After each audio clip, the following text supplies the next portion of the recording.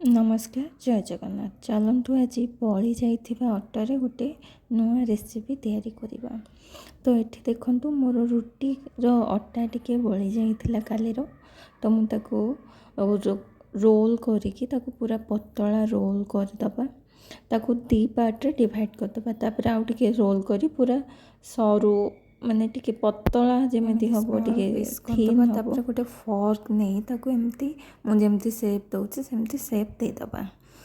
तो सबुजा माने जो आपण स्मॉल काटी थिबे ताको सब सेमिति शेप दे देबे। तापर गोटे गरम पानी नहीं जिबा सेठी लूण और तेल दे दबा। से फुटुथिबा पानी रे हमें पास्ता को पकेबा 5 मिनिट पे कुक कर दबा। तापर छाणी की काट दबा।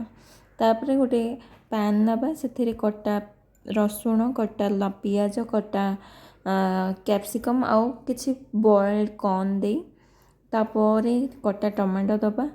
तापर ताकू टमाटो देला पर आपण लूण पकेबे। लूण पकई सारा पर से आपण अनुसार इच्छा अनुसार जो भी मसला दबा चाहिए दे पारिबे। मसला टिके कषि हो गला पर आमे जो पास्ता बॉइल करिथिबा पानी टिके दबा। दे सारा पर से टिके फुटिला पर से टमाटो सॉस और ग्रीन चिली सॉस दे पुणी आमे से टिके मिसई दबा।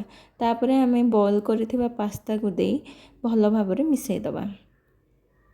एठी हमर पास्ता रेडी हो गला। होममेड हेल्दी पास्ता रेडी हो गला। जदि आपण मानको वीडियो भल लागिला ताले लाइक करिवे शेयर करिवे एंड सब्सक्राइब करिवे। जय जगन्नाथ।